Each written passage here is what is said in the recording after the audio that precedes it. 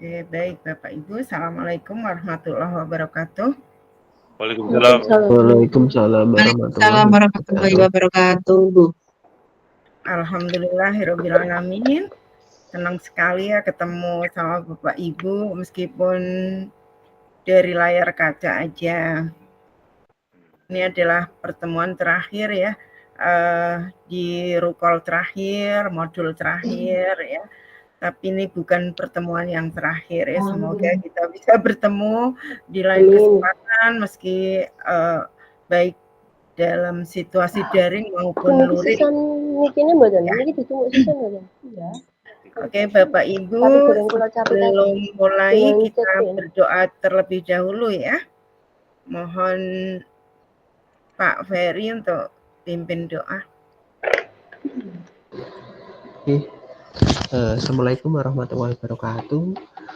Selamat siang teman-teman. Terima kasih Bu Widi atas waktunya.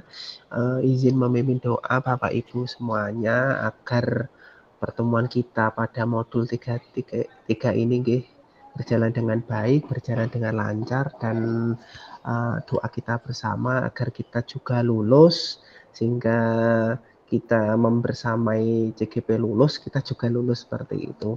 Monggo untuk berhubung ini ada yang beragama non-Islam, mari kita berdoa di dalam hati Bapak Ibu, berdoa di dalam hati mulai.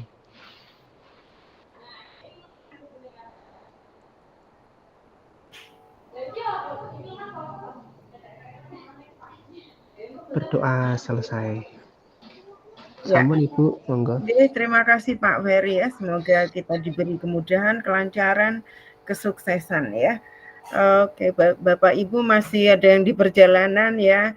Masih mungkin ada yang di sekolah ya, karena ini memang masih jam sekolah, jam kerja ya. Atau mungkin ada yang sudah di rumah. Masih di sekolahan, Bu. Oh iya, semua masih di sekolah ya. Baik, Bapak Ibu.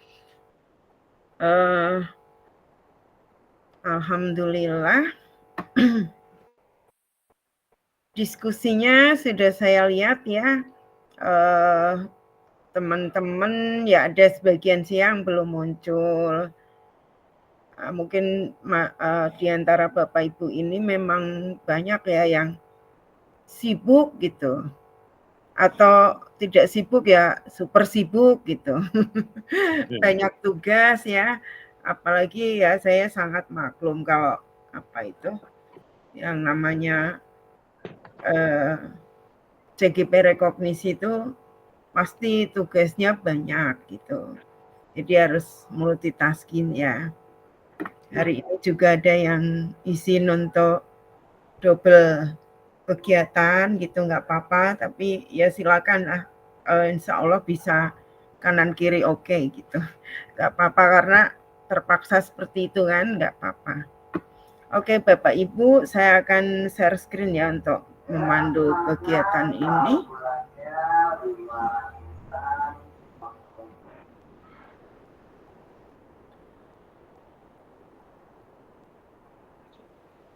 Ya, jadi ini rukolnya kan beda ya sama rukolnya Bapak Ibu ke CGP reguler ya. Ini khusus rukol untuk sesi 1 review materi dan penugasan gitu isinya ya.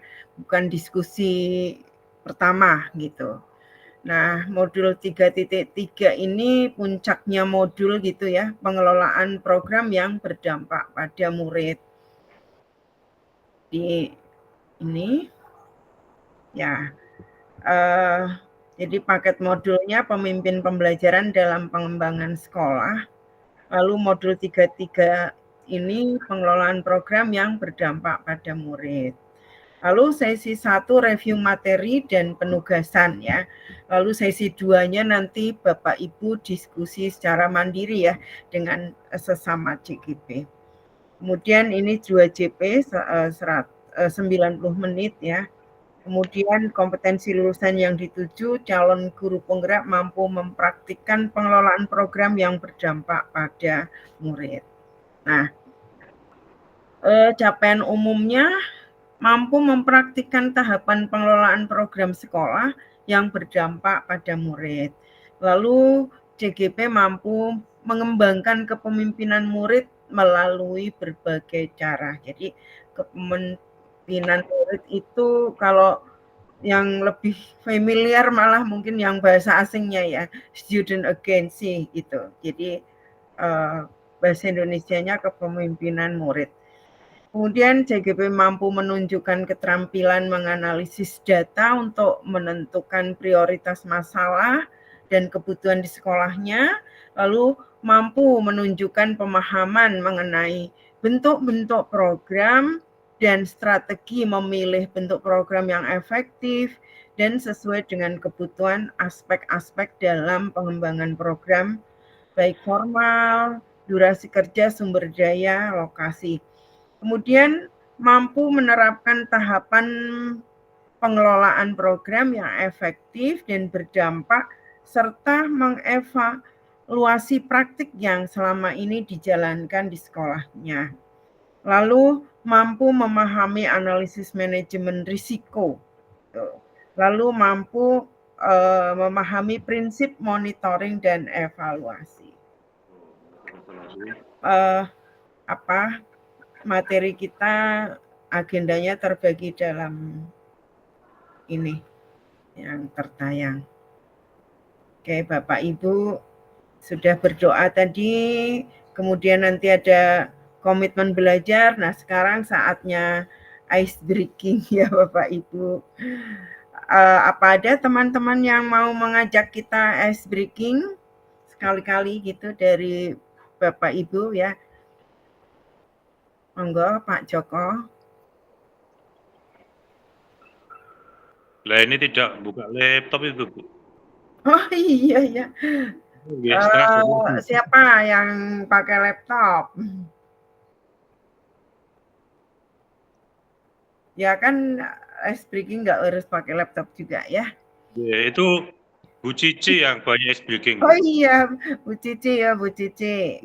Wah, pokoknya kalau Bu Cici nanti asik pokoknya. Coba, mana Bu Cici? Halo Bu. Ya, Bu Cici. Ya, siap. Mohon izin Ibu Fasil dan teman-teman fasilitator semuanya. Kita sambung cerita ya. Mohon izin, ice breaking-nya sambung cerita. Jadi cerita di akhir nanti melanjutkan cerita berikutnya, begitu saja ya. Waduh, apa ini? Jadi guya-guya nggak apa Pak Ferry? Oke ya, Bapak Ibu kita mulai ya. Dari Bu Cici dulu berarti. Ya, dari saya dulu Ibu, mohon izin Ibu Wati. Hari ini saya sangat senang karena saya mendapatkan hadiah yang sangat saya inginkan. Hadiah itu adalah cincin. Saya tunjuk Pak Joko. Ya, aku nggak kasih cincin lo ya. Enggak, maksudnya jangan ini. Ya, siap. Cincin itu terbuat dari permata, permata didapatkan dari Ambon.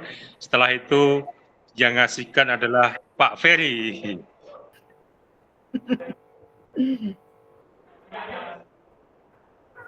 Nyalakan dulu. Saya ini Pak. Lanjutkan ceritanya Pak Ferry. Oke, berarti belakangnya Pak Ferry. Pak Ferry adalah seorang fasilitator dari Boyolali yang memiliki paras yang ganteng.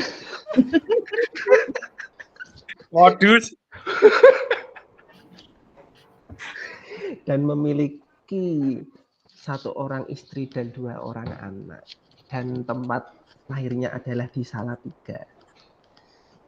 Pak Nugroho, monggo. Siap, ye. Salatiga adalah salah satu daerah yang berada di Provinsi Jawa Tengah. Jawa Tengah sekarang sedang bersiap untuk melaksanakan pemilihan gubernur dan wakil gubernur. Bu Giarti.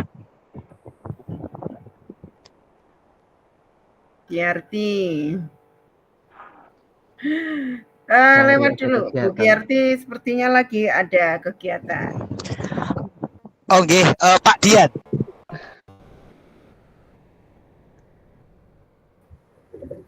Siap Pak Nugroho. Waduh, Jawa Tengah sedang akan ada pemilihan kepala daerah ya tadi sampai situ ya Pak Nugroho. Iya, belakangnya gubernur tadi Pak, wakil gubernur belakangnya. Gubernur dan wakil gubernur. Ya, sebagai ASN dan sebagai warga negara yang baik, kita tentu saja harus menyukseskan kegiatan tersebut, dan sekali lagi kita harus netral pada saat kita menjalankan kewajiban kita sebagai anggota masyarakat dan juga sebagai ASN. Saya lanjut Bu Siti Zulaikah.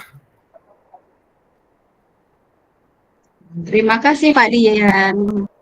ASN adalah sebagai teladan di masyarakat. Jadi segala hal kita harus memberi contoh kepada masyarakat, terutama kepada peserta didik kita. Jadi sebagai ASN sebaiknya kita nggak usah neko-neko lah tentang pemilu. Saya tunjuk Pak Sinten ya, Bu Giarti. Halo Bu Giarti. Next Bu, selain Bu Giarti. Kak Nugroho. Oh, saya Giarti, Bu Setia Utami. Bu. Dalam Ibu. Iya. Terakhir neko-neko Bu. Apa? Apa Mbak? Apa Mbak? Neko-neko. Neko-neko itu apa? Neko-neko itu Macem-macem. Macem-macem ya. Nggak usah macem-macem Bu.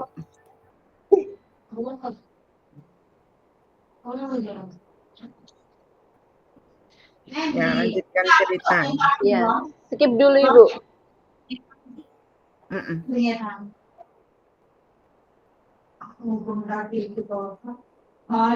Lanjutkan. Neko-neko itu biasanya digaungkan oleh para ASN ketika pemilihan umum mendekat. Sehingga para ASN sering sekali membuat kalimat neko-neko tersebut. Sebaiknya untuk para ASN monggo untuk pemilu ini sebaiknya netral. Neko-neko yang ya? Ya, Bu Setio Tami udah sambung, silakan. Iya.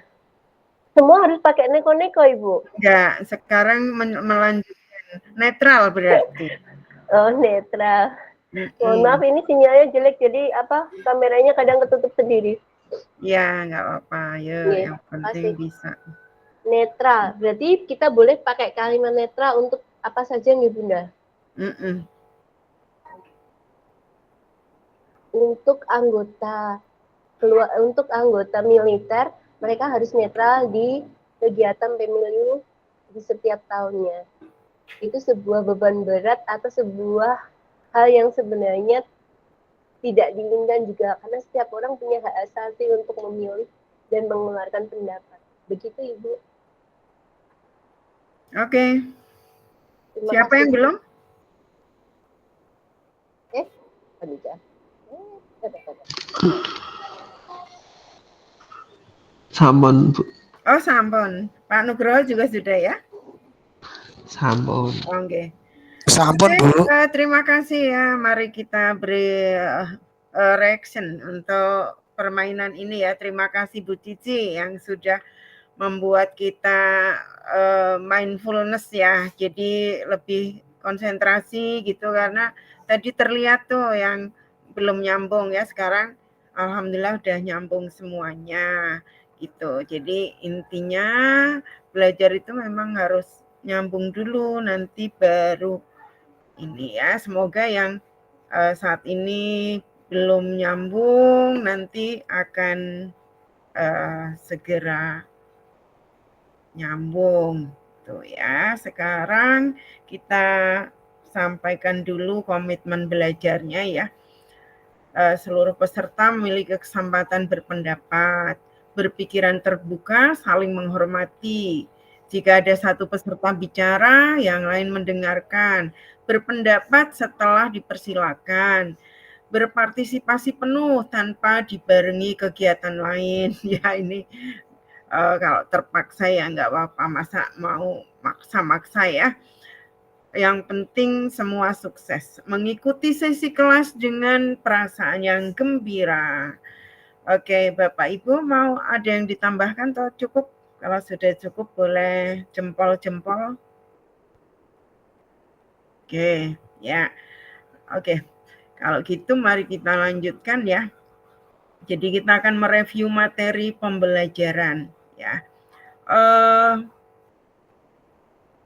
Kita akan hening selama 3 menit gitu ya. Terus mari kita ingat ya yang sudah dipelajari di 3.1 sampai 3.3. Nah, terus Bapak Ibu akan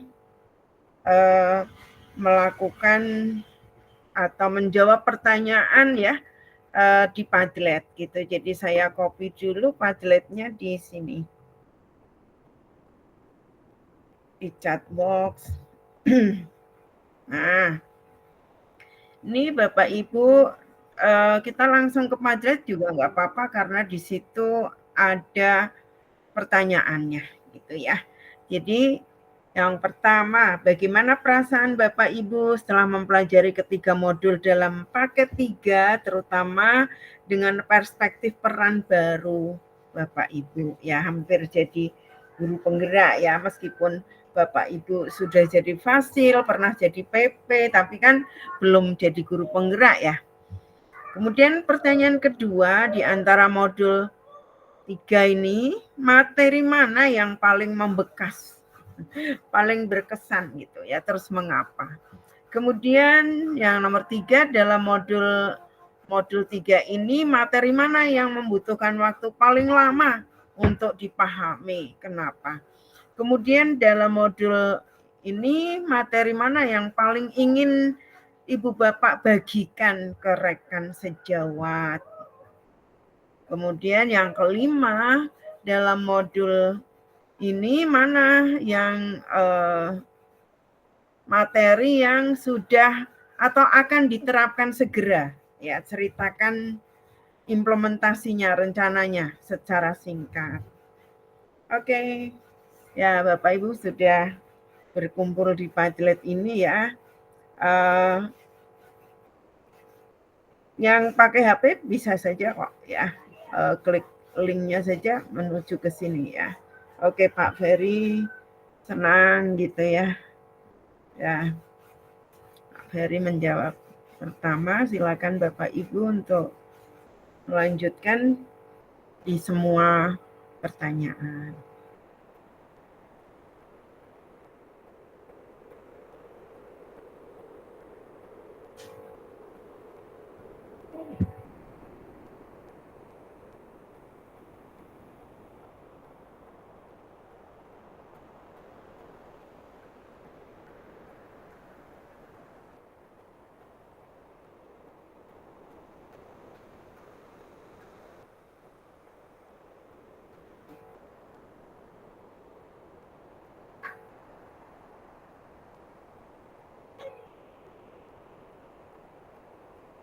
Ya, saya ingatkan modul 31 itu tentang pengambilan keputusan ya.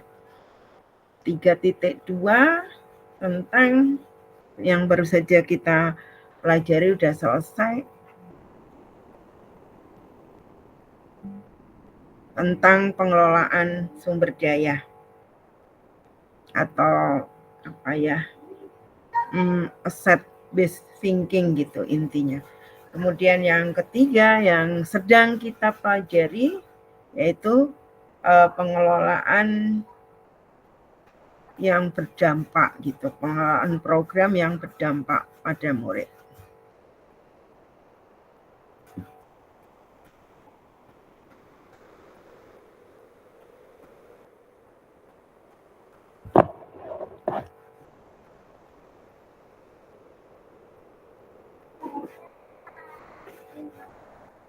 Very senang, Pak Nugroho senang dan bersyukur.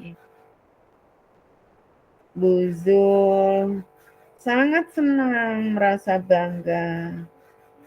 Oke. Oh, Bu Zul kok 2?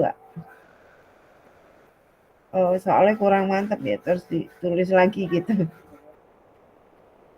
Kemudian yang paling berkesan menurut Pak Ferry yang 3.3, Pak Nugroho 3.2.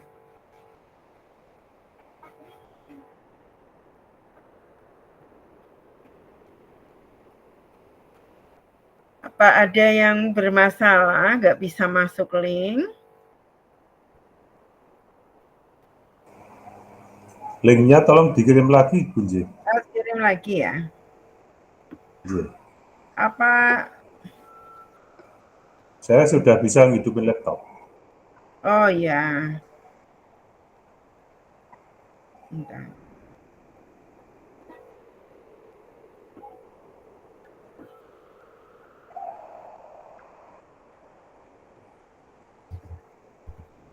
Ya, sudah ada linknya di chat ya? Ya, sudah Bu.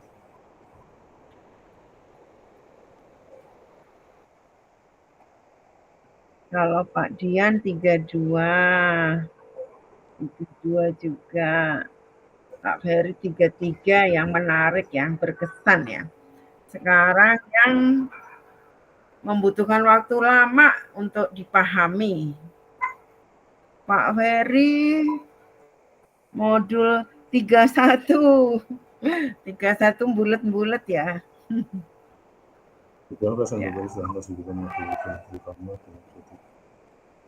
Ya.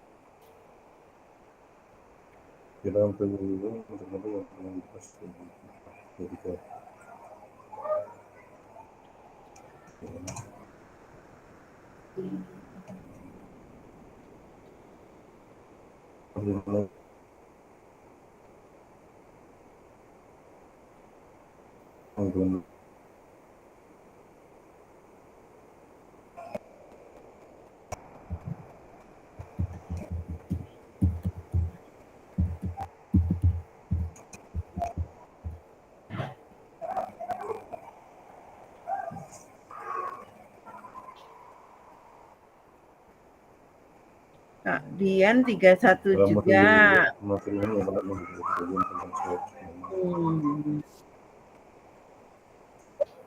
Kalau yang paling ingin dibagikan, Pak Ferry 33, oke.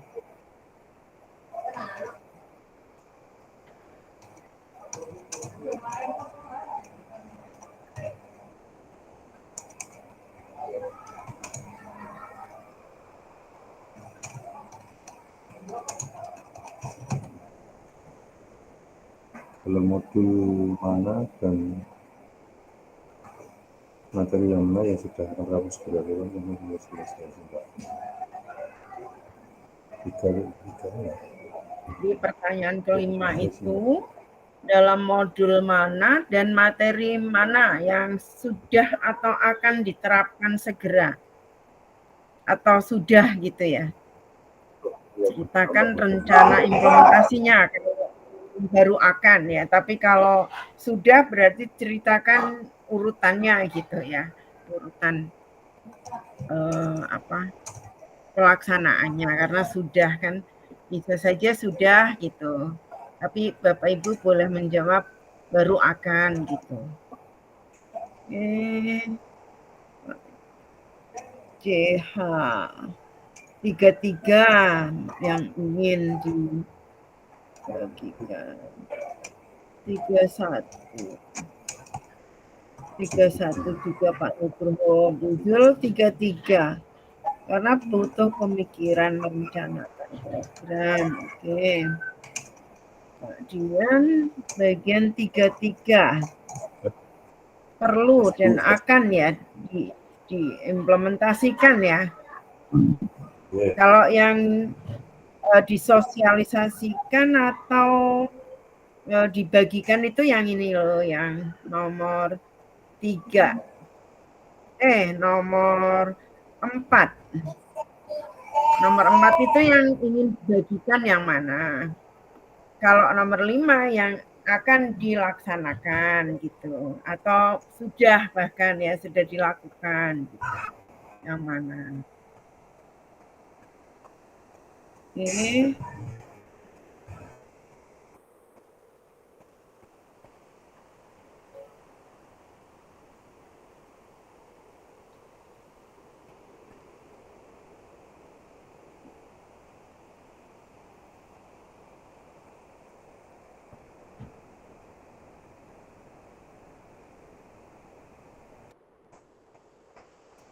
Diwacanya gitu.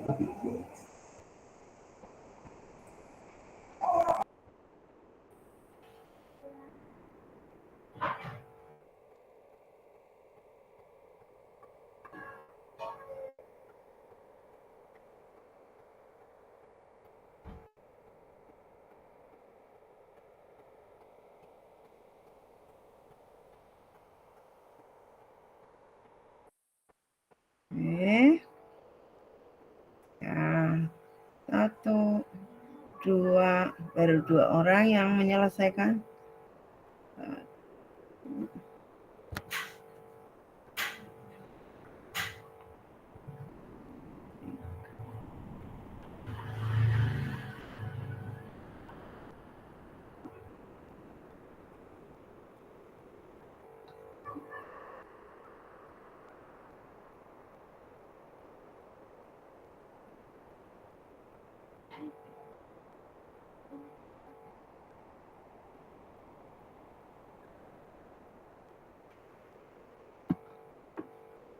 Saya lihat yang nomor 1 sudah ada Pak Ferry, Bu Cici, Pak Nuk, Bu Zul.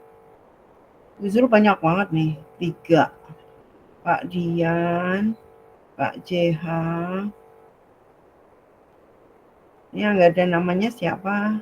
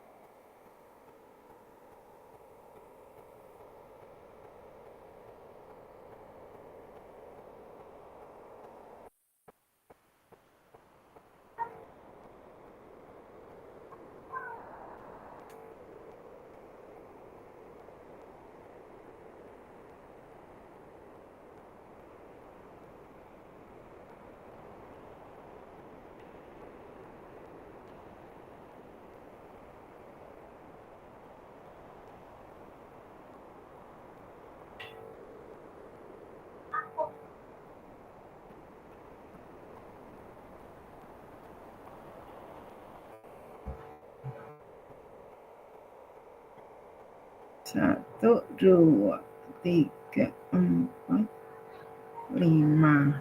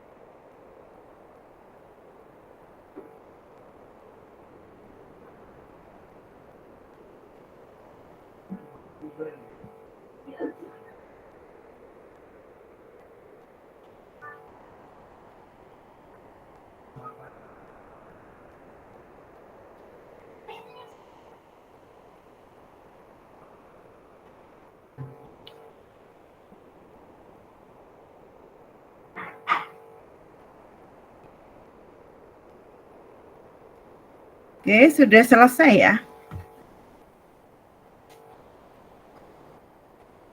Sudah selesai teman-teman? Ya, ada nggak yang bermasalah? Kalau Bu Setia Utami tadi izin ya, karena di perjalanan mesti nggak bisa sambil mengisi Padlet gitu ya. Oke.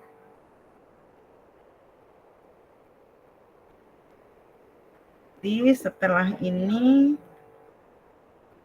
kita akan ceritakan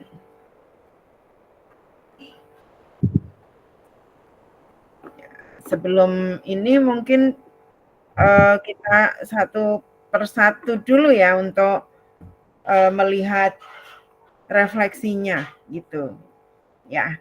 Nah, kalau perasaan nih kayaknya perasaannya semua senang atau sangat senang ya. Jadi yang ini jelas paham gitu ya, karena itu. Kemudian sekarang yang paling membekas gitu ya. Ini Pak JH kan nulis 3.3 tapi nggak ada alasannya gitu. Kenapa Pak?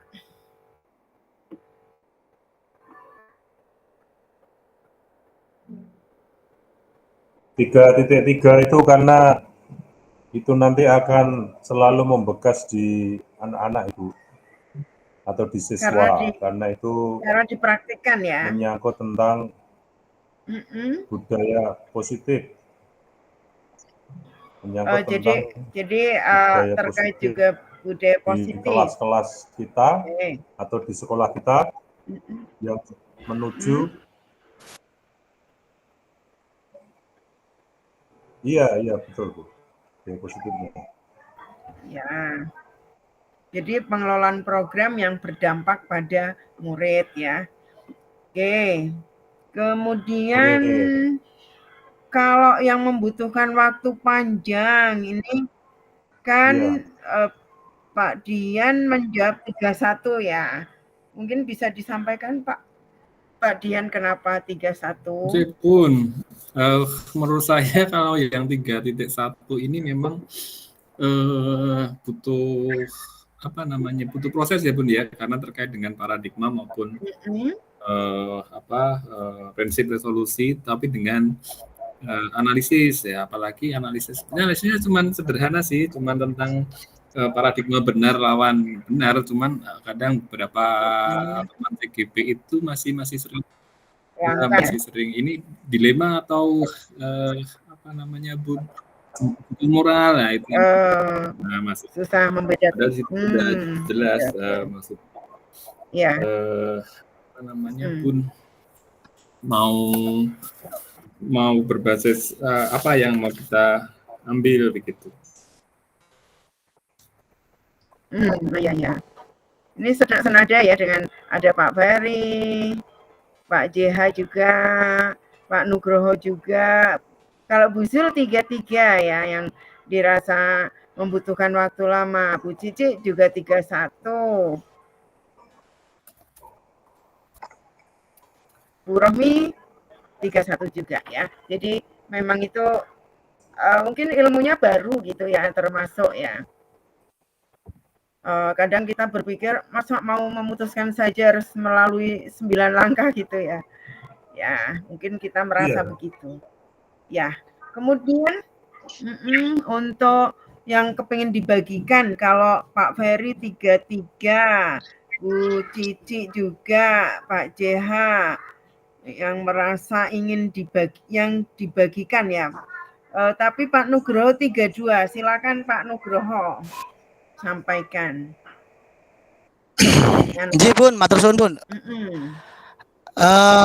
Saya merasa di lingkungan saya itu masih banyak potensi atau aset atau modal yang belum sepenuhnya tergarap dengan maksimal, Bu.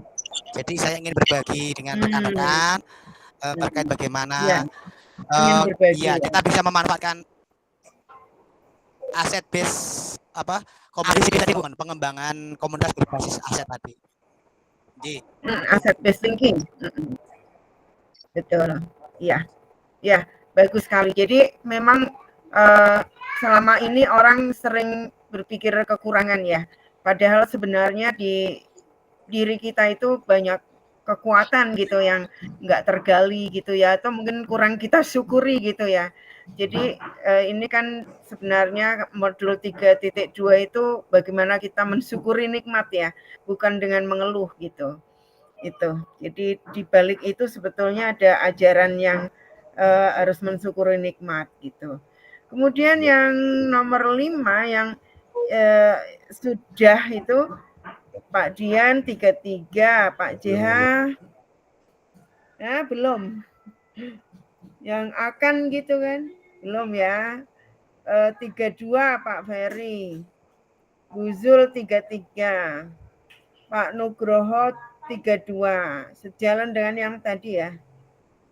32 Bu Cici juga ya. Jadi berarti sudah banyak ya yang 32 tadi ya menggali potensi ya. Jadi berpikir berbasis aset gitu ya. Saya termasuk juga mempraktikkan ini Bapak Ibu di Kepala Sekolah Kabupaten Sleman itu sebelum membuat kurikulum gitu ya. Itu kan biasanya analisisnya dengan SWOT gitu ya. Tapi kita coba dengan menganalisis 7 aset ini gitu ya. Jadi ternyata kan oleh semua sekolah di SMP Kabupaten Sleman itu. Jadi kita bisa itu ya. Kemudian sekarang kita ke ini Bapak Ibu ya. Untuk nomor membahas satu persatu ya. Oke, siapa yang akan membahas menyampaikanlah inti dari modul 1.1? Siapa?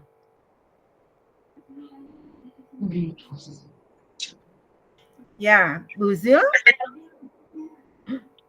Oke, Bu. Ya, siapa? Ya. Terima kasih. Saya akan mencoba mengingat-ingat kembali, Bu. Sudah tua ini, lupa ini, Bu. Kelingannya cucu terus ini. Ya. Tuaan saya. Saya udah 2 loh, Bu. Ya. Ini saya akan mengingat modul 1.1. Intinya di modul itu yang pertama kita diharapkan CGP itu merubah mindset terlebih dahulu tentang di zona nyamannya, terutama tentang pemikiran KHD, Bu. Jadi kita diingatkan kembali tentang apa yang disampaikan KHD, filosofi KHD itu sangat luar biasa.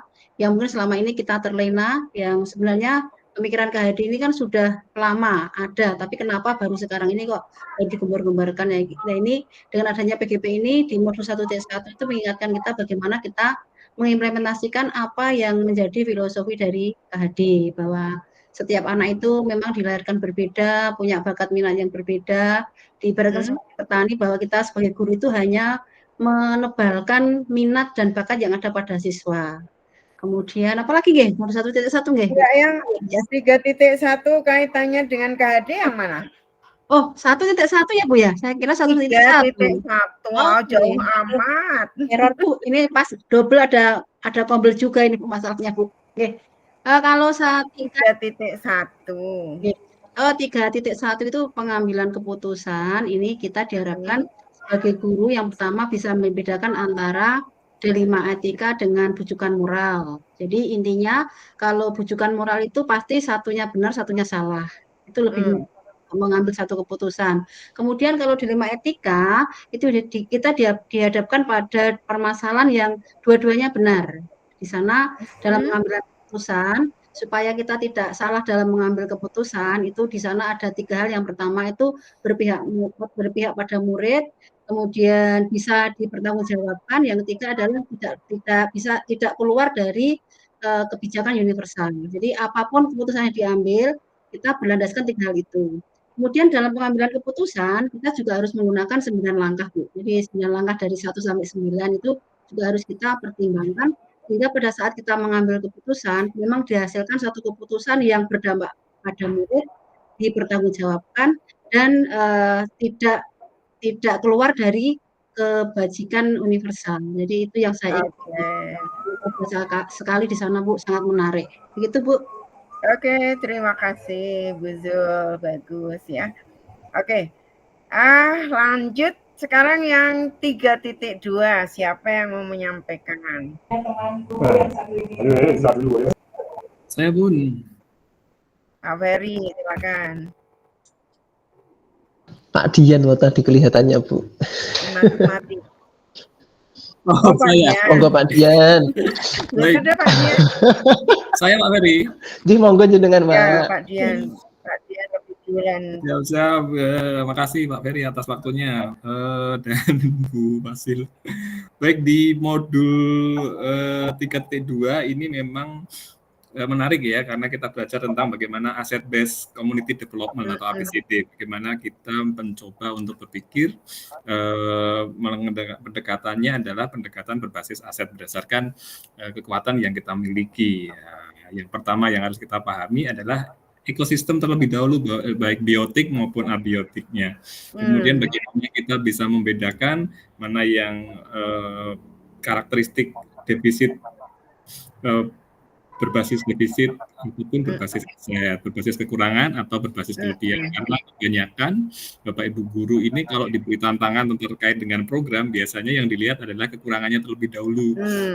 Kurangnya adalah kita kurangnya di sarpranya, kekurangan di biayanya, bagaimana dengan SDM-nya, kita waktunya nggak ada dan seterusnya. Nah, selalu saja apabila kita menggelontorkan sebuah program, biasanya yang dilihat adalah kekurangannya terlebih dahulu. Ini adalah paradigma yang perlu kita benahi bareng-bareng. Nah, ini makanya ini menarik. Saya diminta mempraktikkan apa sih yang paling penting di modul 3 ya. Saya pilih yang 3.2 ini. Berikutnya ada karakteristik komunitas ya, berdasarkan Bank IDEA bagaimana karakteristik komunitas yang berbasis aset. Ada berapa ya Bu ya? 1, 2, 3, banyak lah Bu itu kayaknya. Satu-satu terkait dengan partisipasi masyarakatnya sampai dengan menghasilkan kepemimpinan. Kemudian ada 7 aset utama yang perlu kita gali bersama-sama terkait dengan ada modal manusia, sosial, politik, agama, dan budaya, ada fisik, lingkungan alam, sampai dengan finansial yang semuanya tadi tidak terkotak-kotak tetapi irisan gitu. Ya. Itu mungkin ya. Bagus sekali Pak Dian, sepertinya sudah sangat mendalami modul 3.2 ini ya.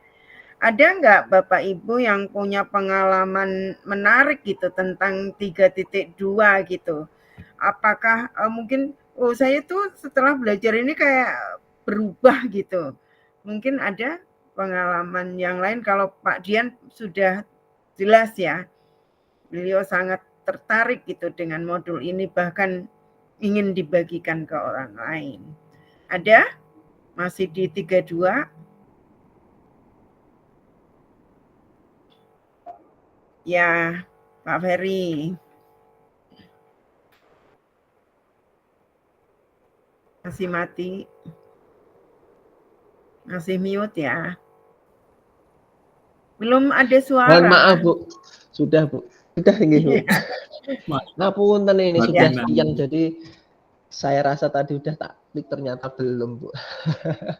Sekedar sharing gitu dalam melihat pandangan sebuah keadaan itu memang saya itu dulu itu memandang semuanya itu dari kekurangan. Jadi contohnya kalau saya pas penempatan saya pertama Bu, itu kan saya kerja itu penempatan pertama di daerah Kemusu, yang daerah pedalaman yang tengah hutan itu, hutan alas jati. Boyolali juga?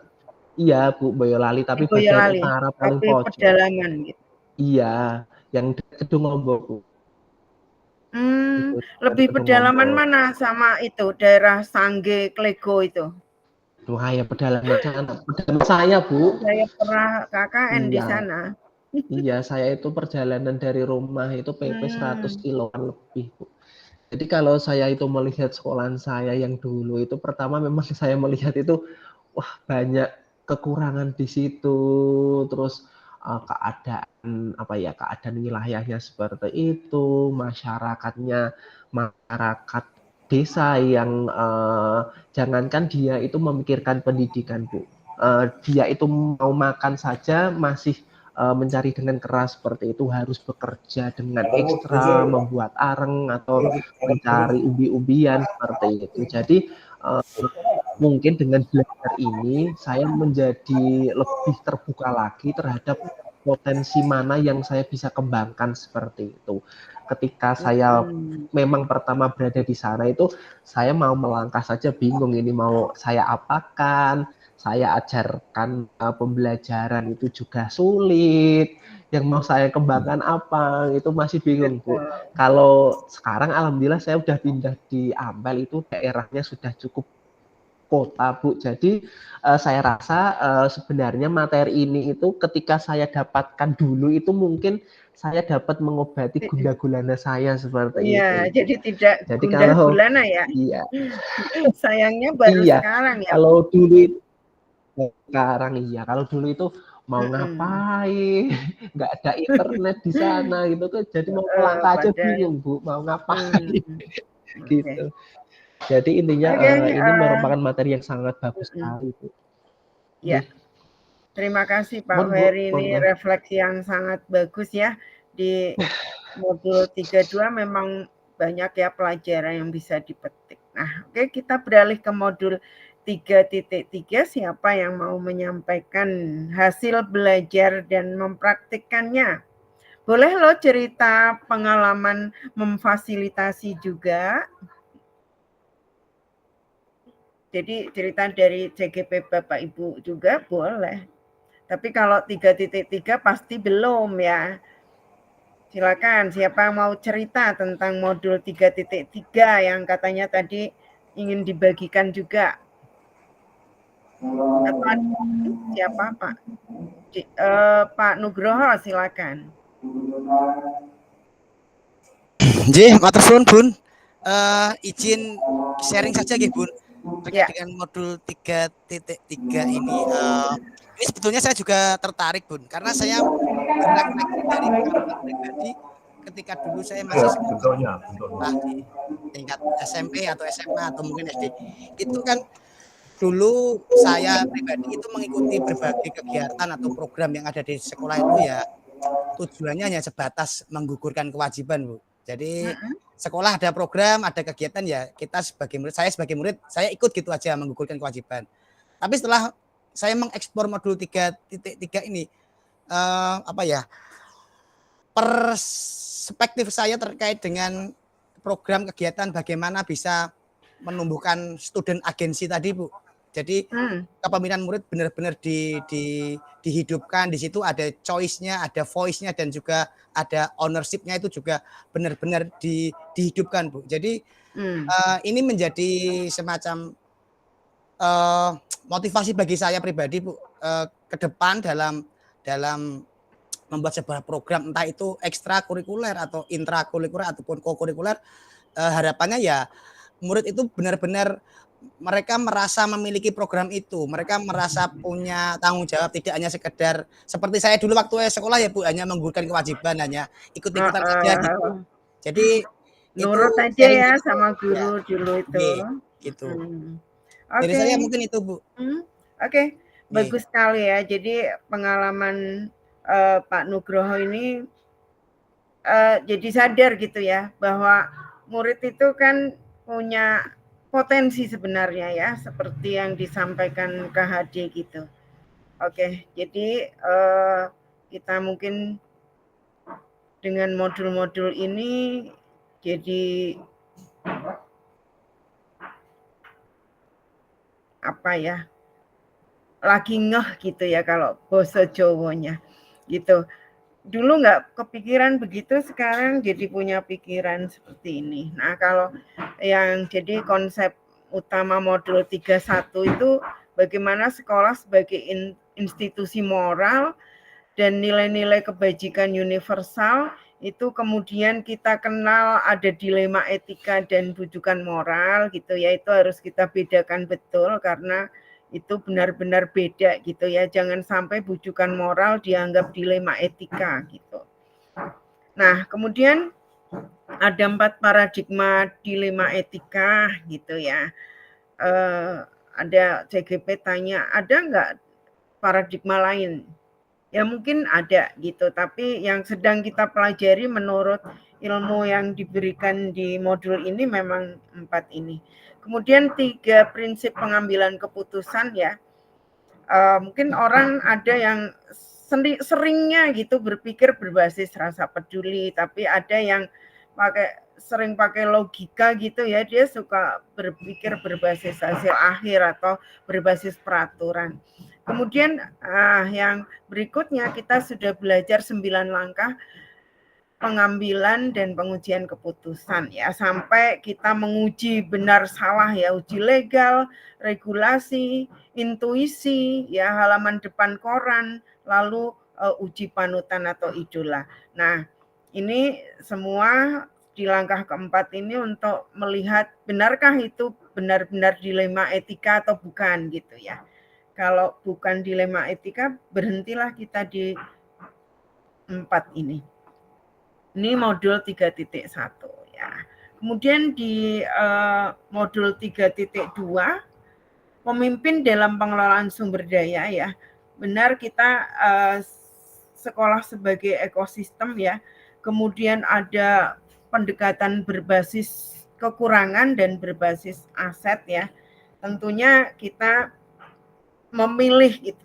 Sekarang kita harus punya prinsip gitu ya, bahkan kita harus mengajak semua orang untuk selalu berpikir berbasis aset gitu ya.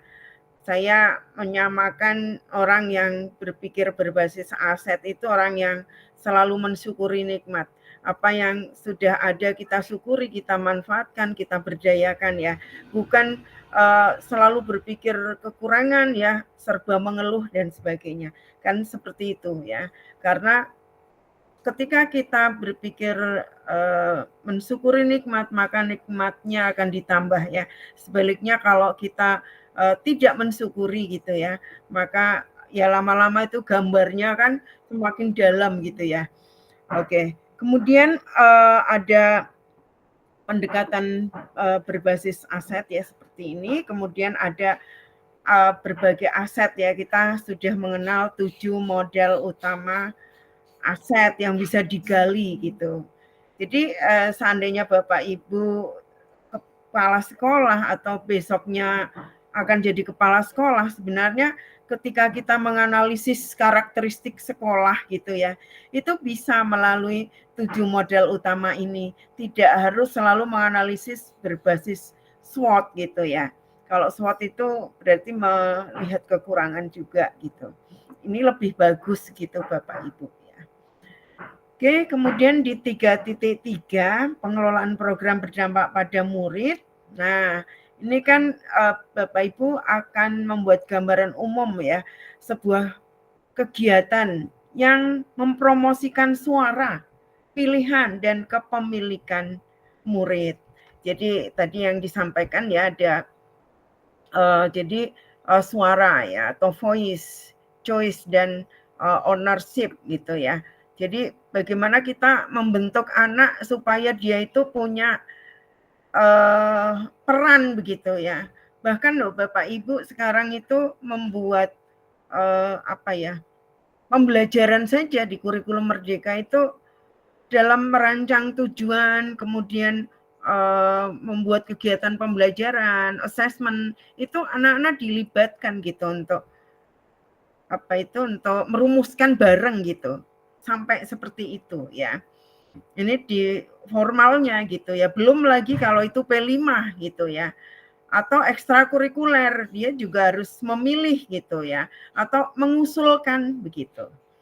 Lalu lingkungan yang menumbuh kembangkan kepemimpinan murid yang harus kita ciptakan ya. Lalu ada pelibatan komunitas dalam program sekolah untuk mendukung. Nah, ini kaitannya dengan kemitraan ya Bapak Ibu, memang kita harus gitu ya. Sekarang kan modelnya orang tua juga kita harus teliti, dianalisis siapa saja sih yang misalnya oh ternyata ada dokter gitu ya. Nanti kita mintai tolong dia untuk menyampaikan tentang kesehatan gitu, yang ngajar murid gitu. Oh ada bakul bakso misalnya ya. Ya kita hadirkan gitu untuk mengajari bagaimana membuat bakso dari awal sampai akhir gitu. Seperti programnya kelompok 2 itu kan ada koki cilik gitu ya. Koki cilik ini bisa gitu memanfaatkan kemitraan ya dengan tetangga sekitar sekolah gitu. Jadi sekolah yang potensial tuh seperti itu, tidak hanya sendiri gitu ya, tapi bisa berkolaborasi dengan siapapun. Kemudian program kegiatan yang menumbuh kembangkan kepemimpinan murid itu seperti apa gitu ya Bapak Ibu. Ini inti dari modul 3.3. Bapak Ibu nantinya akan melakukan gitu ya, meskipun tidak tuntas banget gitu aksi nyatanya ya, tapi bisa dilanjut setelah Bapak Ibu selesai di pendidikan guru penggerak ini, karena biasanya kan programnya nggak selesai dalam waktu yang singkat gitu ya, bisa dilanjutkan. Oke, silakan Bapak Ibu membuat kesimpulan ya. Ada bisa 1 orang 1 menit ya. Jadi berarti tidak panjang-panjang gitu. Benang merah dari semua materi, materi modul 3 tentunya, keterkaitan antar materi, lalu implikasi dari materi-materi tersebut ke dalam konteks ya, kelas maupun sekolah. Jadi silakan bergilir gitu ya untuk menyampaikan kesimpulan yang sudah disampaikan teman, tidak boleh disampaikan lagi gitu. Seperti itu. Oke, saya ya semua membuat kesimpulan. Ya, kita mulai dari ini kalau di layar saya paling atas tuh Pak Nugroho. Silakan Pak Nugroho. Pak Nugroho hilang apa ya? Mohon maaf Bu, baru dari toilet Bu. Saya tadi sudah izin di kolom chat. Ya, Bisa diulangi. buat kesimpulan tentang modul 3 ya. 1 kalimat. Kesimpulan modul semuanya. 3, modul 3. Oh ya. 1 kalimat Ibu. Saya coba merangkai dalam sebuah kalimat. Modul 3 itu intinya adalah kita bisa menciptakan sebuah ekosistem atau sebuah lingkungan yang benar-benar memanfaatkan potensi yang ada, kemudian juga di situ melibatkan murid dalam kegiatannya sehingga student agensinya benar-benar nampak di situ, Bu. Oke, terima kasih. Lanjutkan Pak JH. Ya, Bu.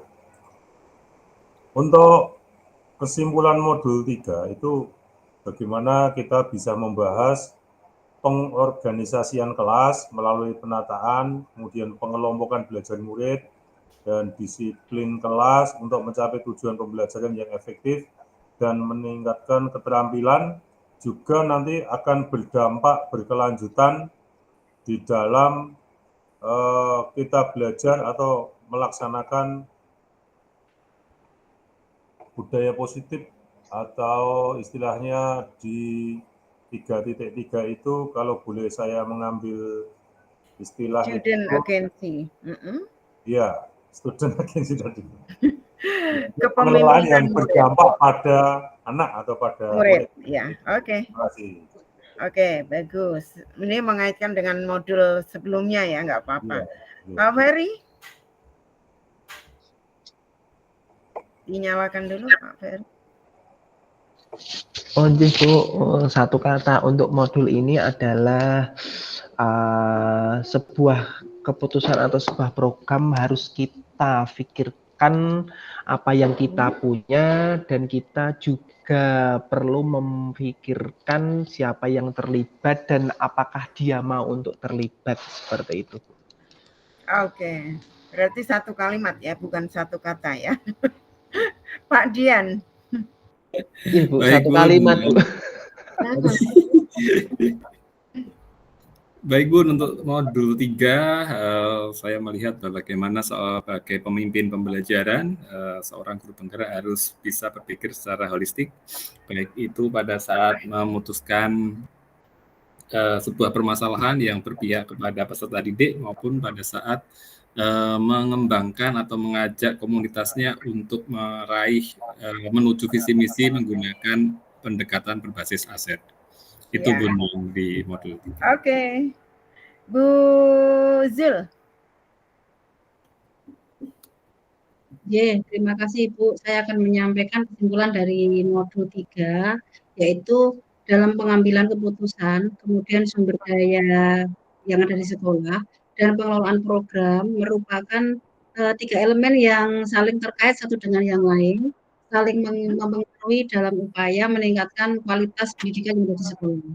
Apabila dapat mengelola ketiga elemen tersebut, yaitu pengambilan keputusan, sumber daya sekolah, dan pengelolaan program, insya Allah sekolah dapat menciptakan lingkungan belajar yang kondusif, memberikan dampak positif bagi murid, dan tentunya terciptalah well-being. Itu Bu, terima kasih. Oke, bagus sekali Bu Zul. Ya, berikutnya Bu Setio Utami udah sampai rumah ya. Buat kesimpulannya Bu. Ya Ibu, Alhamdulillah sudah sampai rumah. Terdengarkah Ibu? Dengar. Ya, terima kasih. Untuk modul 3.3 ini, kalau dari modul 3 semuanya. Ya, oh semuanya, baik Ibu. Dari modul 3 dari 3.1 sampai 3.3 ini, saya merasa bahwa ini adalah modul yang luar biasa, meskipun bukan modul favorit saya favoritnya di modul 2 Ibu. Jadi di modul 3 ini, ya saya sangat suka di modul 2. Untuk modul 3 ini, saya mempelajari banyak hal tentang bagaimana saya bisa membuat atau mempraktikkan bagaimana pengambilan keputusan berdasarkan paradigma, prinsip, dan pengujian keputusan sosial, beberapa pengujian keputusan yang selama ini sebenarnya ada yang sudah dilakukan, tapi saya nggak tahu itu namanya seperti itu. Ternyata oh itu masuk pengujian ini seperti itu, dan itu menjadikan saya lebih mantap seperti itu. Maksudnya lebih merasa bahwa yang saya lakukan ini ada dasarnya. Ternyata ada ya. Iya, terima kasih. Oke, ya ini lebih menyorot ke 31 ya. Silakan berikutnya Bu Rohmi. Terima kasih atas waktunya. Untuk kesimpulannya, saya menyoroti keterlibatan komunitas dalam mendukung perkembangan kepemimpinan murid dalam menciptakan lingkungan belajar yang menumbuh kembangkan kepemimpinan murid. Itu sangat perlu menciptakan kondisi yang memungkinkan pengembangan, yaitu termasuk pengembangan kreativitas, terus inovasi, dan kemampuan untuk pengambilan keputusan. Jadi komunitas ini dapat berperan dalam mendukung pembangunan lingkungan yang memfasilitasi pertumbuhan kegiatan belajar murid itu sendiri. Terima kasih. Oke, bagus. Terima kasih. Berikutnya Bu Cici. Ya, halo Ibu, terdengar suara saya?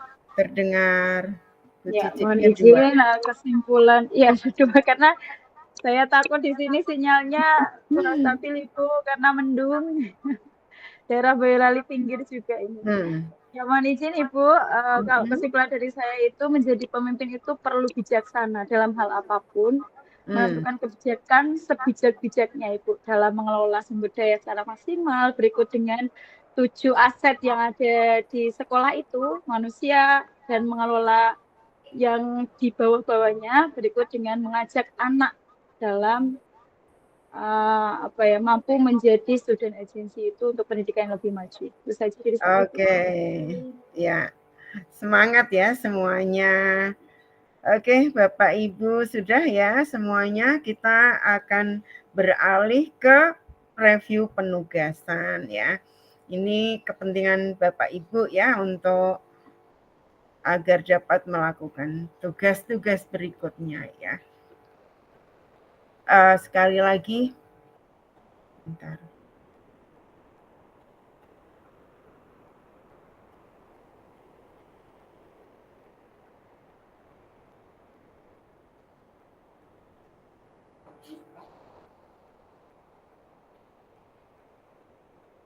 Ya.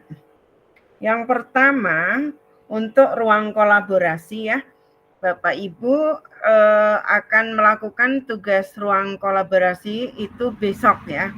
Jadi setelah ini kan besok ya. Kemudian pengerjaan dilakukan secara mandiri tanpa pengawasan dan penilaian fasilitator komando, jadi tanpa saya. Kemudian dilakukan dengan tujuan agar fasilitator rekognisi lebih siap ya dalam menemani CGP reguler mengerjakan tugasnya. Lalu durasi pengerjaannya minimal 2 JP, jadi 90 menit. Lalu saya membagi peserta menjadi 2 ya. Pesertanya pembagiannya sama seperti kemarin saat diskusi asinkron di eksplorasi konsep. Jadi kenapa saya membagi itu ya? Bukan saya itu milih gender gitu ya, sehingga Pak JH itu merasa paling ganteng gitu ya di kelompoknya gitu. Ini saya melihat karena memang ada teman-teman yang berasal dari SD itu ada 5 gitu. Saya kumpulkan karena mau membuat program itu biar nyambung gitu. Lalu sisanya gitu ya, kebetulan kan ada Bu Setio Utami gitu ya. Sekalian yang TK sendirian ini saya gabungkan ke yang SMK, SMA, dan SMP gitu ya. Nanti membuat programnya mau ambil TK-nya boleh, ambil SMK-nya boleh gitu ya. Bisa saja satu program itu dilakukan di berbagai jenjang gitu. Tapi nanti kalau giliran aksi nyata kan sendiri-sendiri ya. Tapi untuk rukol memang hanya 1 ya. Jadi merancang program yang mendorong aspek suara, pilihan, dan kepemimpinan murid. Itu tugasnya. Nih ya.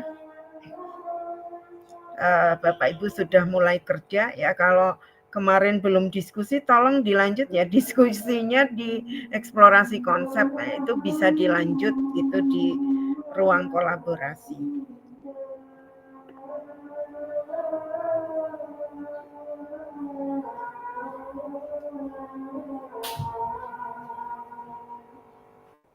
Jadi Bapak Ibu akan membuat pertama program itu judulnya apa?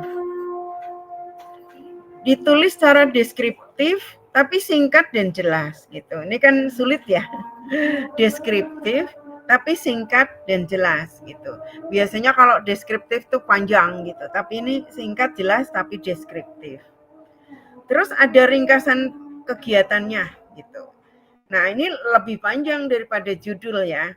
Jadi kegiatannya mendeskripsikan aspek apa, mengapa milih itu, lalu bagaimana, dengan sangat jelas dan singkat gitu. Jadi yang kedua yang akan dilakukan adalah membuat rincian kegiatan gitu ya.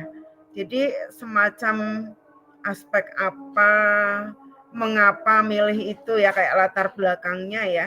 Terus bagaimana dengan sangat jelas dan singkat. Kemudian yang ketiga,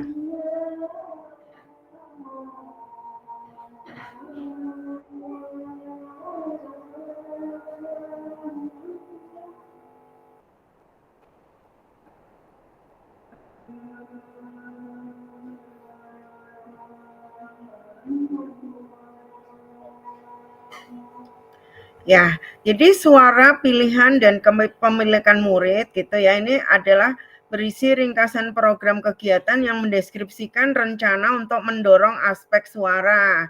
Jadi yang mendorong aspek suara tunjukkan yang mana, pilihan yang mana, kepemimpinan murid yang mana. Kemudian berikutnya organisasi presentasi ya. Berarti intinya Bapak Ibu memang harus membuat presentasi. Nah, presentasinya sangat mudah diikuti, transisi antar anggota kelompok terencana dengan baik, dan dilaksanakan dengan rapi dan harmonis gitu. Berarti saya juga harus melihat presentasi Bapak Ibu ya. Oleh karena itu seperti biasanya rukol kedua itu Bapak Ibu harus membuat rekaman yang nanti akan disematkan di tugas Bapak Ibu gitu.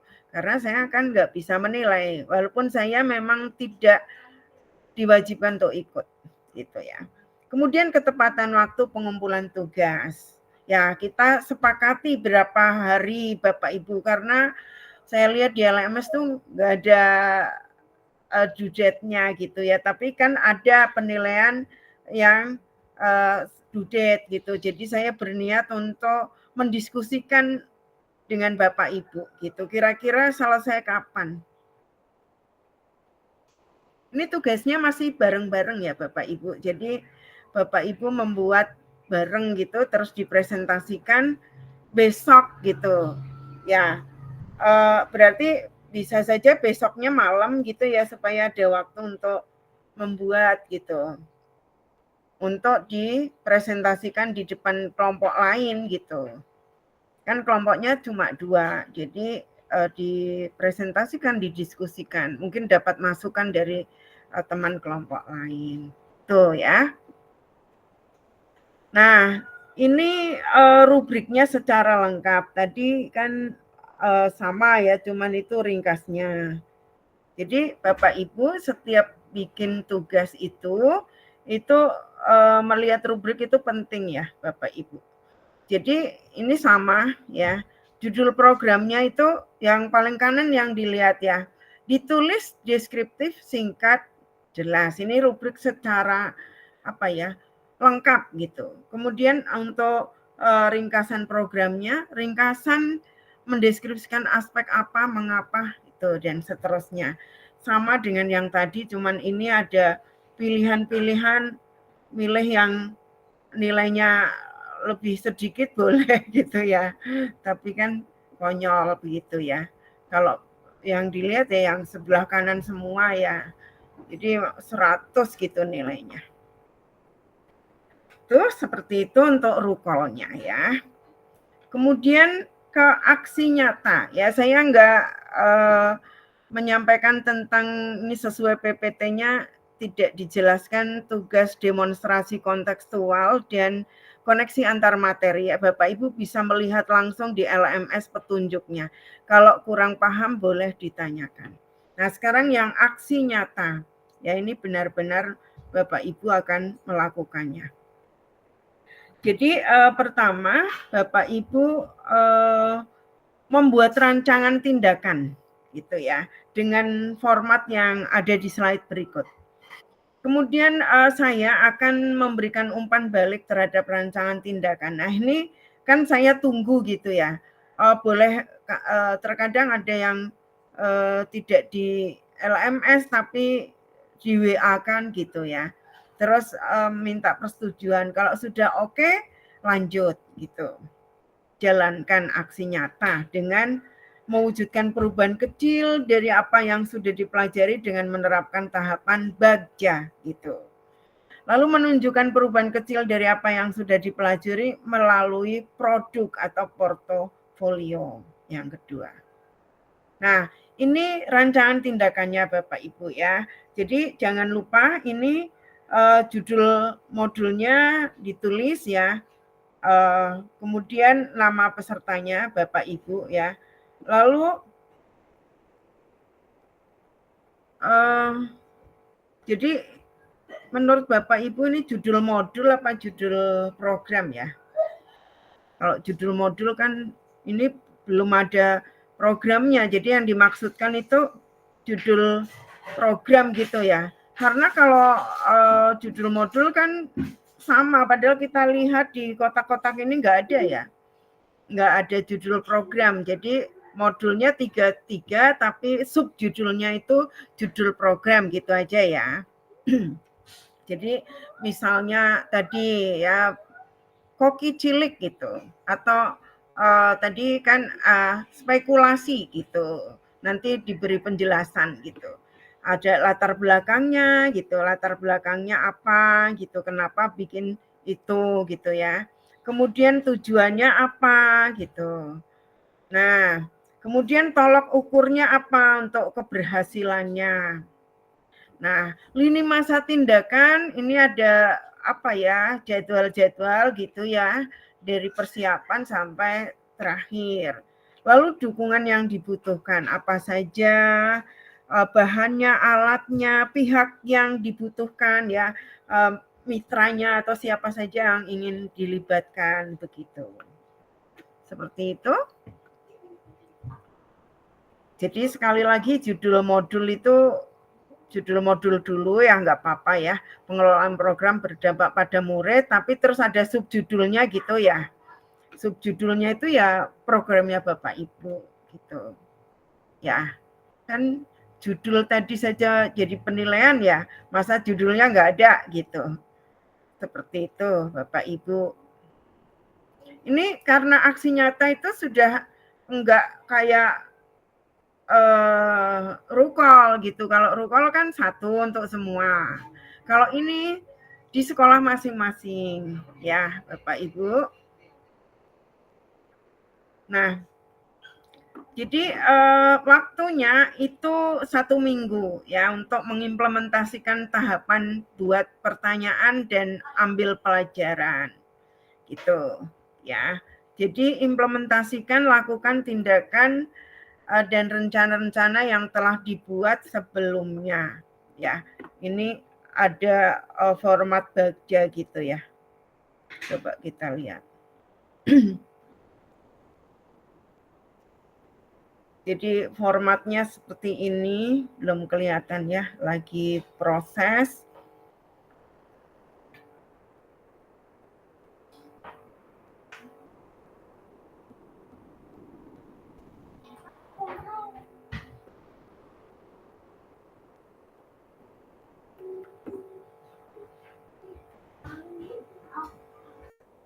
Ya, intinya seperti ini Bapak Ibu ya. Nanti saya kirimkan PPT-nya. Nah, ini Bapak Ibu ya.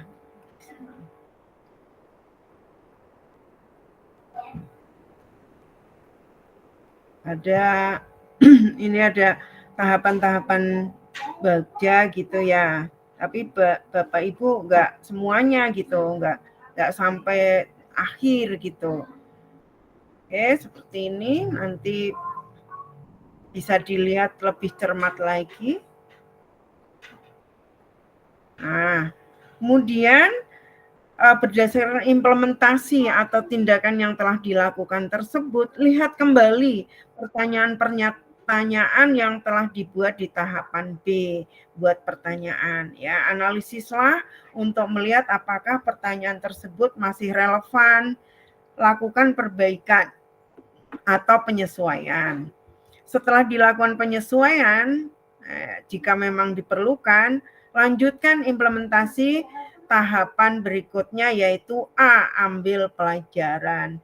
Jadi itu saja Bapak Ibu. Kemudian, nah ini tahapan B-nya. Dan A ini sebenarnya sama ya dengan yang di link tadi. Gitu. Jadi nanti disesuaikan dengan judul masing-masing Bapak Ibu ya. Ini contoh Bapak Ibu ya.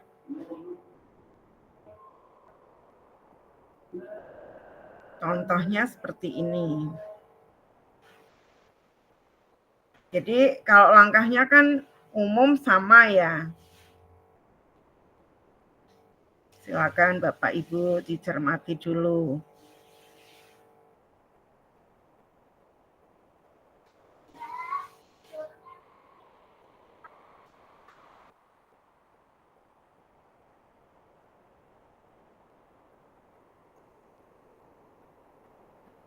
Ya, nanti ini yang akan disesuaikan.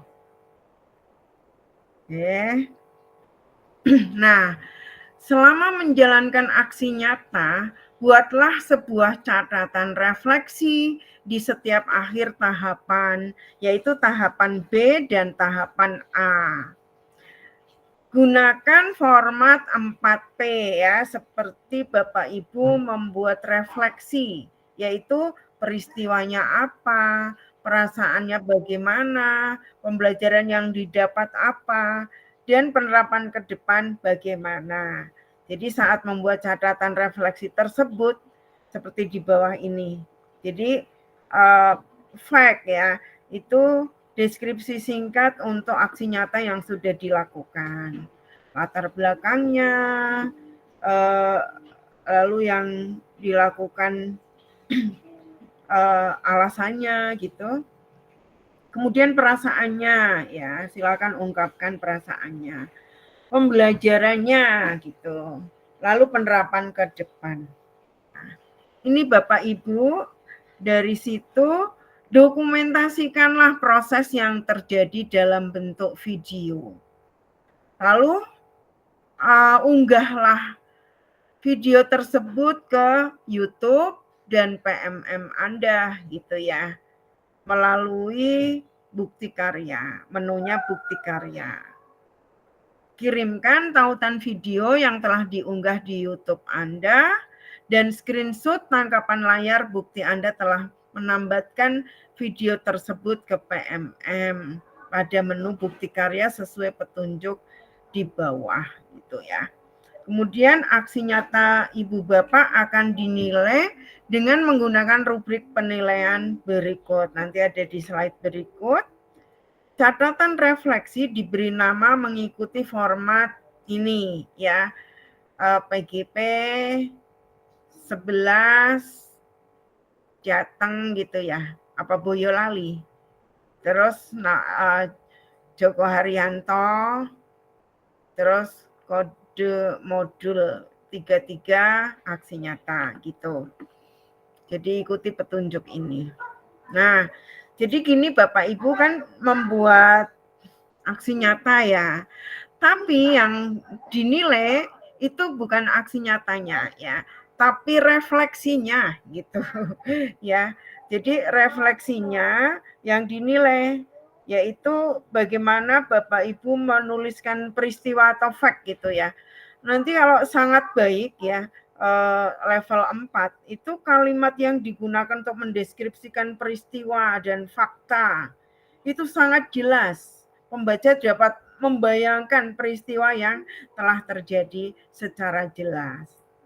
Gitu. Ya mau pakai video juga boleh. Kemudian perasaan. Jangan hanya senang gitu ya, tapi mengenali, mengeksplorasi, memperhatikan lebih lanjut emosi-emosi yang dirasakannya. Sekaligus menyampaikan pembelajaran yang dapat diambil untuk memperkaya wawasan emosionalnya. Jadi mesti kalau bilang senang gitu, semangat gitu mesti ada alasannya gitu ya. Tuh. Kemudian yang keempat, pembelajaran atau finding. Refleksi yang dibuat mendemonstrasikan keterhubungan antara pengalaman belajar dan pemahaman terhadap materi pelajaran yang diperoleh sebelumnya, dan CGP dapat menariknya ke dalam tujuan individu. Jadi ada pelajaran yang kayak hikmah gitu yang didapat gitu ya. Kan seperti itu. Tadi Bapak Ibu juga sudah menyampaikan ketika modul 3.2 ya, seperti tadi ada Pak Nugroho kalau nggak salah. Itu kayak gitu itu finding ya. Jadi dulu saya nggak begini, sekarang saya jadi begini gitu ya. Itu kan kayak gitu finding itu. Kemudian future. Penulis menunjukkan telaahnya atas proses pembelajaran, bagaimana hal yang diperolehnya mempengaruhi praktik yang telah dialami dan dipelajarinya ke dalam konteks kehidupan pribadi maupun profesional gitu. Jadi penerapan ke depan gitu ya. Lanjutannya dari finding gitu to future gitu. Jadi apa yang akan dilakukan gitu ya, apa yang ke depan itu ingin diraih dan seterusnya. Itu future. Seperti itu. Kemudian kelengkapan dokumentasi ini juga menjadi penilaian yang kelima. Dokumentasi dilengkapi dengan lebih dari 4 foto yang memperlihatkan tahapan penting dari aksi gitu. Jadi jangan cuma foto tapi menunjukkan tahapan-tahapan BA tadi ya. Supaya jelas kan foto itu ya diberi deskripsi gitu. Itu foto apa gitu. Kalau fotonya cuma 3-4 ya berarti nilainya 3 dan seterusnya. Kalau enggak ada fotonya sama sekali masih diberi juga nilai 1. Gitu ya, tinggal Bapak Ibu memilih yang mana. Lalu ketepatan waktu. Nah, kalau ini ada due date-nya benar ya Bapak Ibu. Jadi saya enggak main-main kalau aksi nyata itu. Ya nanti akan kita lihat due date-nya kapan. Oke, kita lihat nih Bapak Ibu ya. Ternyata due date aksi nyata itu tanggal 19 November. Tanggal 20 Bapak Ibu sudah mengakhiri kegiatan dengan post test gitu ya. Jangan sampai Bapak Ibu lupa gitu ya. Memang saya itu kadang-kadang enggak kalau bahasa Jawanya enggak greteh-greteh amat gitu karena saya punya anak yang sudah pinter gitu loh, masa orang pinter harus selalu diingatkan gitu ya. Beda kalau saya jadi CGP reguler Bapak Ibu, saya masih surat cinta itu tiap hari gitu. Tapi kalau Bapak Ibu kan nggak perlu gitu ya dapat surat cinta tiap hari gitu.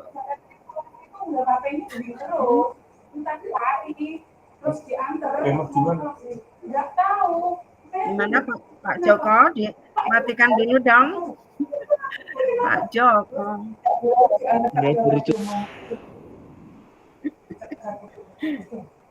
Pak Joko lagi jualan apa itu? Bentar. Iya Bu. Ada anaknya teman yang meninggal. Innalillahi wa inna ilaihi raji'un. Masih muda. Tenggelam waktu kemah. Gitu. Oke. Nah, jadi Bapak Ibu tadi sampai ini ya. Ya, ini sudah sampai sini. Ya, ini tanggal-tanggal penting tolong diingat-ingat. Kemudian saya mau sedikit lagi menyampaikan mana ya? Oh, bentar. Saya nulis kemarin itu.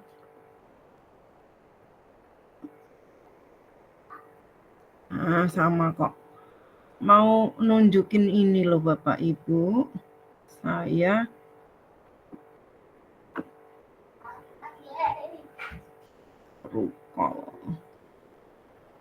jadi Bapak Ibu sudah paham kan ya bagaimana supaya lulus gitu loh. Ini di sini ada. Bentar ya. Saya kan nggak kepingin Bapak Ibu nggak lulus ya. Jadi ini saya kutipkan ini. Walaupun ini angkatan 9 tapi sama. Jadi Bapak Ibu penilaian CGP rekognisi itu nilai akhir itu aksi nyata 1 ditambah aksi nyata 2 ditambah aksi nyata 3 dibagi 3. Gitu. Nah, terus jumlah kehadiran fasilitasi sebagai fasilitator 100%. Jadi Bapak Ibu memfasilitasi CGP reguler itu yang dibuktikan dengan pemenuhan fasilitasi tiap modul, berarti ada 10 kali itu ada semuanya gitu. Itu namanya 100% ya. Lalu kehadiran dalam elaborasi pemahaman. Ini adalah setiap modul Bapak Ibu wajib hadir, dibuktikan dengan refleksi, foto gitu ya. Sampai saya terus ngeklik komplit gitu loh. Kalau komplit ternyata nilainya 100 gitu. Itu juga 100%. Makanya saya agak-agak cerewet ya Bapak Ibu kalau mengingatkan Bapak Ibu, mohon maaf, nagih-nagih gitu ya. Karena saya kepingin Bapak Ibu lulus gitu loh. Kemudian mengikuti tes awal, tes akhir untuk setiap paket modul.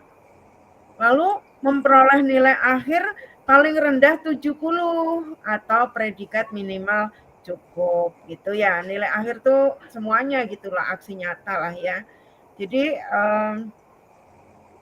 semoga besok ada apa ya, kayak penyamaan persepsi nilai gitu ya, supaya kita tahu gitu sebelum submit gitu ya. Karena saya juga masih bisa gitu ya mengubah nilai gitu kalau memang diperlukan, ada perbaikan dan sebagainya. Aktif bertugas sebagai guru atau kepala sekolah di satuan pendidikan formal hingga diklat berakhir. Gitu aja Bapak Ibu ya. Oke.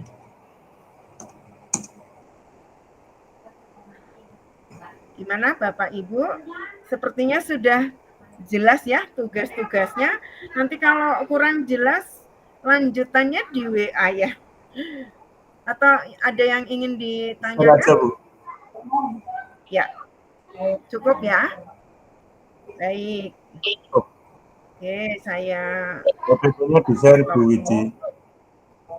Ya, saya share nanti PPT-nya di grup WA ya. Tolong besok ya, kalau misalnya besok belum siap ya besoknya, tapi tadi Bapak Ibu belum jawab ya. Yang rukol itu paling lambat kapan ya? Nggak dijawab, maunya nggak ada due date gitu ya. Hari Sabtu, Bu. Sabtu atau Minggu lah, nggak apa-apa ya. Sabtu aja Ibu. Sabtu ya Bu. Iya, soalnya kalau Minggu biasanya ada tugas tambahan, nanti hari Senin udah harus selesai lagi kayak gitu. Pokoknya Sabtu sudah harus ngirim. Kalau rukol kan sama ya tugasnya antara Pak Joko dengan 3 temannya, antara Pak Ferry dengan 4 temannya itu sama ya. Sama gitu. Jadi mari saling saling bantu ya, saling berkolaborasi. Iya Bu. Ya, baik Bapak Ibu, mari kita akhiri dengan Kak Ciara. Berdoa ya. Kak Ciara, Kak Aci minta mengisikan dulu. Mari kita akhiri dengan doa menurut agama masing-masing. Berdoa dimulai. Betul, Dek. Tak ditunggu. Alhamdulillah. Baik Bapak Ibu, kita akhiri ya. Sebentar aku mau motret. Kurang itu Dek, kurang Dek. Ya. Bunda, terima kasih ya Bunda. Mohon maaf. Kurang nih. Ayo foto. Sebentar Dek. Sebentar. Iya. Yuk. Oke. Terus kalau aku gini siapa yang motret? Saya Bu. Mas Ferry. Wah, sudah ya. ampun. Ya, terima kasih banyak. Assalamualaikum warahmatullahi wabarakatuh. Terima kasih Ibu. Waalaikumsalam warahmatullahi wabarakatuh. Terima kasih Bu. Sehat selalu. Selalu Bunda.